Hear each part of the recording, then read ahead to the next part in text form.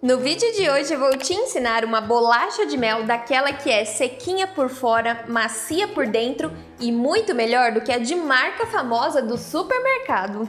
E para você que está chegando agora aqui no canal e ainda não é inscrito, já aproveita, se inscreva, ative as notificações para não perder nenhuma novidade e já deixe seu like no vídeo.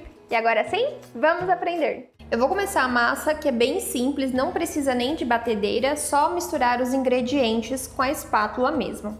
Começo colocando um ovo, 2 colheres de sopa de manteiga. As 2 colheres de sopa equivalem a 50 gramas, que também é a mesma coisa de 1/4 do tablete de manteiga. O tablete tem 200 gramas, então se você usar metade da metade, dá esse peso, essa quantidade. E ela precisa estar em temperatura ambiente, olha, nesse ponto, bem amolecida. Não é derretida totalmente, mas em temperatura ambiente ela fica nesse ponto tipo pomada. Meia xícara de chá de açúcar mascavo, pode ser o açúcar comum branco, mas no pão de mel é bem característico pela cor e o sabor usar o açúcar mascavo. Tenho aqui também 1 colher de sopa de chocolate em pó e eu tô usando o 70%, mas pode ser o 50% também. 4 colheres de sopa de leite integral e 4 colheres de sopa de mel. E eu tô usando como medida esse tipo de colher aqui, ó, colher convencional mesmo do faqueiro, não é aquele kit medidor de colheres, tá? Aqui eu tenho 1 colher de chá de especiarias para pão de mel. As especiarias é um mix que já vende pronto em lojas de temperos, né, produtos naturais ou até mesmo casas de confeitaria, que já é uma mistura das especiarias utilizadas no pão de mel. Já vem misturado canela, cravo, cardamomo, gengibre, raspas de laranja, é tudo pronto. Então eu tô usando 1 colherzinha de chá, que é uma colher como essa. Se você não tiver, não tem problema, você pode colocar essas especiarias separadamente. Então nessa 1 colher de chá, eu recomendo que você coloque um pouco mais da metade de canela e só a pontinha da colher do cravo em pó. Canela em pó e cravo em pó. O cravo sempre numa menor quantidade porque ele é mais ácido, ele é mais forte do que a canela. E aí você coloca a raspinha de laranja ou de limão, né, alguma coisa cítrica à vontade aqui. Pode colocar mais ou menos metade, né, do limão ou da laranja, a raspa somente, tá? Agora eu dou uma misturada nesses ingredientes antes de colocar a farinha. De farinha agora, eu coloco 2 xícaras de chá. Pode ser que precise um pouco mais ou até mesmo um pouco menos, dependendo do tamanho do ovo que você estiver usando. Eu vou mostrar o ponto da massa, o ponto que você precisa atingir, e aí depois você ajusta a quantidade de farinha. Eu não coloquei tudo de uma vez, reservei uma quantidade aqui no bowl, eu vou misturando aos poucos e colocando conforme o necessário. Geralmente a gente usa praticamente toda a farinha. Eu vou misturando aqui com o fouet e depois eu troco pela espátula porque ela fica uma massa consistente.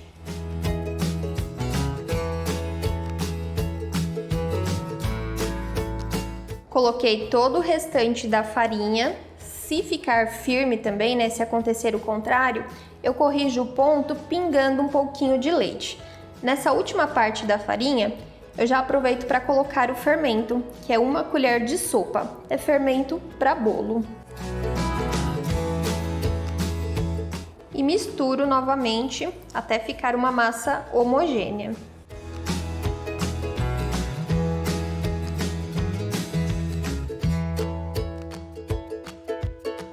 Aqui ela já está num ponto bem firme, porém é um ponto que ainda é mole para bolachinha. Se eu deixar assim, mesmo com a massa gelada na hora de bolear, depois que elas forem para o forno, elas acabam amolecendo demais e fica uma bolacha de pão de mel muito achatada. Então eu vou colocar só mais um pouquinho de farinha e aí eu mostro novamente o ponto para vocês. Mais 1 colher de sopa cheia.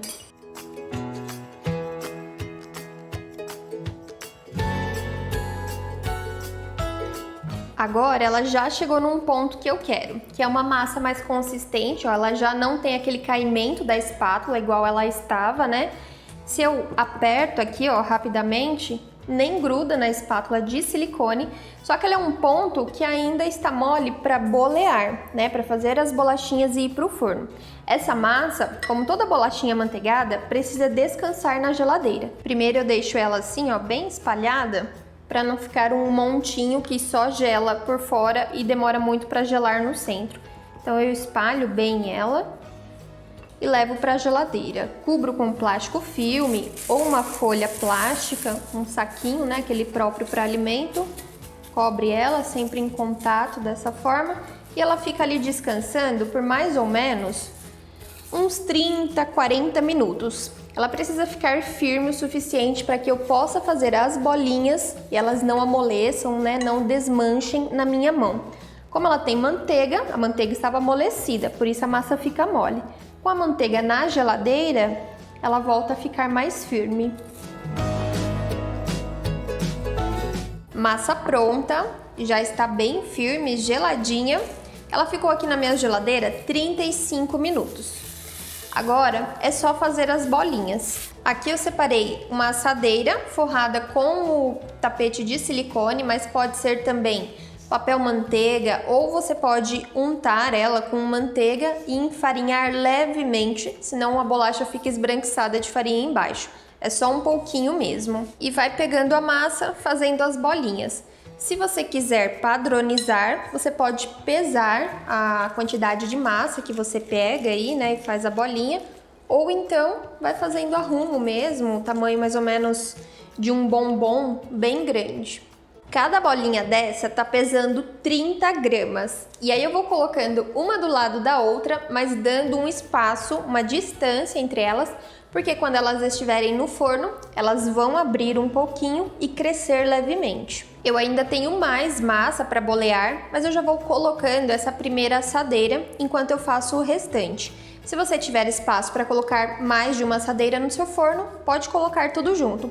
Se não, pode fazer como eu. Coloca a primeira, faz o restante das bolinhas e mantenha na geladeira, e quando essa sair, você coloca a próxima fornada, a próxima assadeira. O meu forno já está pré-aquecido a 180 graus e elas ficarão ali em torno de 25 a 30 minutos.